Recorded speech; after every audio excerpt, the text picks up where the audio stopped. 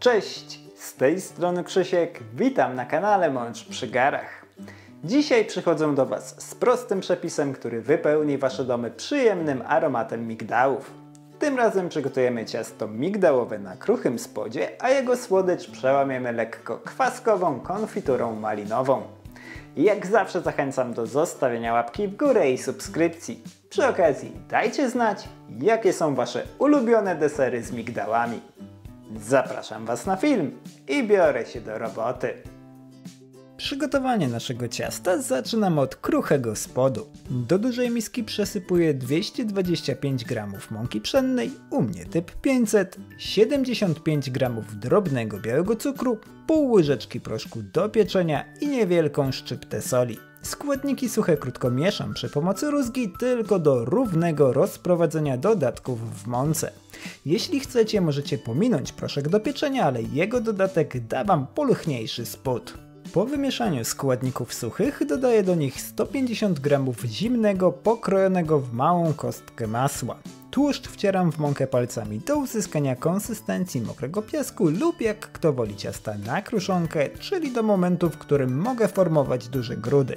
W cieplejsze dni polecam wetrzeć masło w mąkę przy pomocy malaksera, siekacza cukierniczego lub zwykłego noża. Wybierzcie taki sposób, który pozwoli Wam nie ogrzać zbytnio tłuszczu. Po osiągnięciu odpowiedniej konsystencji dodaję do ciasta jedno duże żółtko i łyżeczkę pasty waniliowej. Jeśli nie macie pod ręką pasty, możecie użyć cukru z wanilią lub ekstraktu waniliowego. W przypadku cukru dodajcie go wcześniej do składników suchych.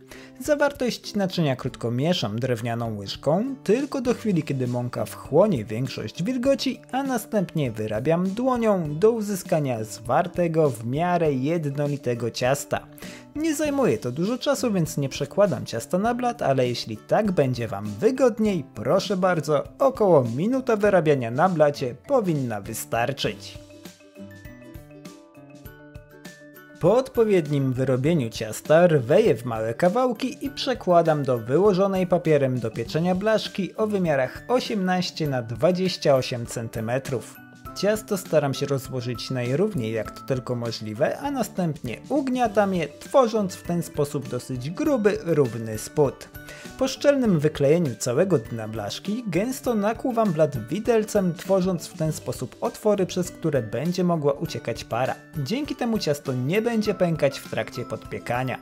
Blaszkę z tak przygotowanym ciastem odstawiam do lodówki na około 30 minut do całkowitego schłodzenia.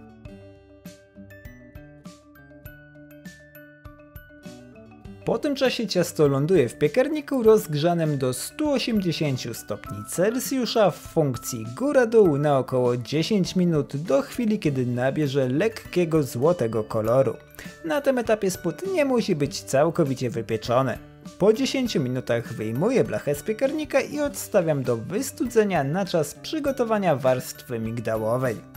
Do dużej miski przekładam 180 g miękkiego masła i dodaję do niego 180 g drobnego białego cukru. Zawartość naczynia ucieram przy pomocy miksera do uzyskania jasnej, puszystej masy i całkowitego rozpuszczenia cukru. Zarówno masło, jak i jajka potrzebne do przygotowania masy migdałowej powinny być w temperaturze pokojowej, dlatego warto wyjąć je z lodówki na przynajmniej godzinę przed rozpoczęciem pracy. Od czasu do czasu warto oczyścić ścianę miski przy pomocy silikonowej szpatułki. Da Wam to pewność, że wszystkie składniki łączą się ze sobą tak jak powinny i w łatwy sposób pozwoli Wam ocenić, czy cukier połączył się z masłem. Po uzyskaniu odpowiedniej konsystencji dodaję do masy 3 duże jajka. Robię to powoli, po jednym naraz i za każdym razem dokładnie ucieram zawartość naczynia przed dodaniem kolejnego. W ten sposób nie tylko łatwiej połączycie jajka z maślaną masą, ale również wtłoczycie w nią więcej powietrza, dzięki czemu warstwa migdałowa wyjdzie puszysta. Po dodaniu wszystkich jajek dodaję jeszcze odrobinę ekstraktu migdałowego. Około łyżeczki powinno wystarczyć.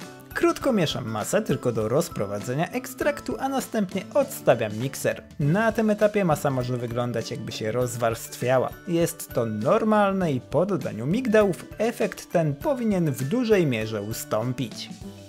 A skoro już o nich wspomniałem, to dodaję 180 g mielonych migdałów i łączę je z masą przy pomocy silikonowej szpatułki. Dla wygody dodaję migdały w dwóch partiach, po prostu w ten sposób jest według mnie łatwiej. Jeśli chcecie, możecie wmieszać je w masę przy pomocy miksera.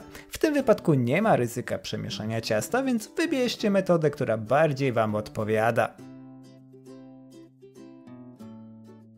Po wmieszaniu wszystkich migdałów odstawiam na chwilę miskę i wracam do wystudzonego, kruchego spodu. Na podpieczony blat wykładam 200 g w miarę kwaśnej konfitury malinowej i rozprowadzam ją cienką warstwą po całej powierzchni.